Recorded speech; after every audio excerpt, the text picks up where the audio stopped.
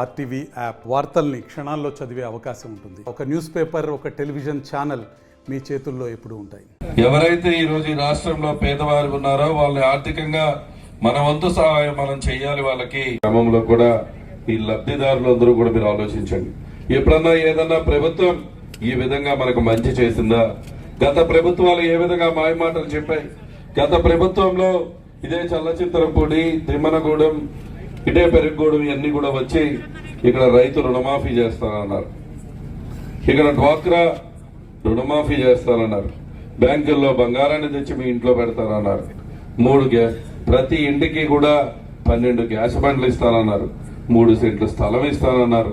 అలా చెప్పుకుంటూ పోతే 600 హామీలు చెప్పారు. అట్లా ఏదన్నా నెరవేర్చారన్నా మీరే చెప్పండి. రైతు రుణమాఫీ అన్నాడు, చేశాడా? డ్వాక్రా రుణమాఫీ అన్నాడు, ఆ రోజు చేయలేదు. పేదవారి గుండెల్లో స్థానం సంపాదిస్తూ ఉన్నారని చెప్పి జగన్మోహన్ రెడ్డి గారిని ఓడించాలని జగన్మోహన్ రెడ్డి గారు ఒక పక్క అయితే, ఇటు పక్క చూస్తే మొత్తం అన్ని ఏకమవుతా ఉన్నాయి. చెయ్యొద్దండి అందరూ, చెయ్యొద్దండి అందరూ. ఫ్యాన్ ఎక్కడ ఉండాలన్నా?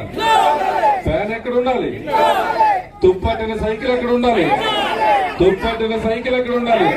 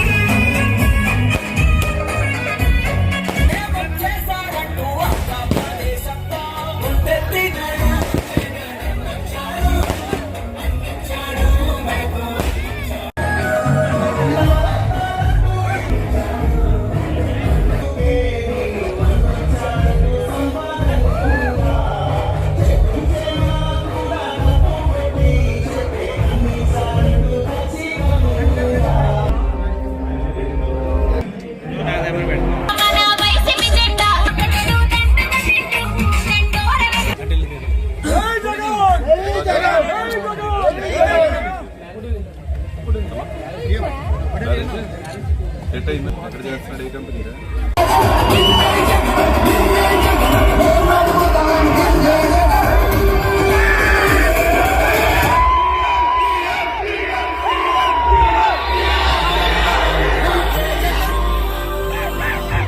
అలాగే మంచి చేశాము అని చెప్పుకునే దానికి ఒక్కటంటే ఒక్కటి లేని వాళ్ళంతా కూడా ఈ రోజు ఏకమవుతా ఉన్నారు. మీ ఇంట్లో మంచి జరిగి మాత్రమే ఆలోచించి మీ ఇంట్లో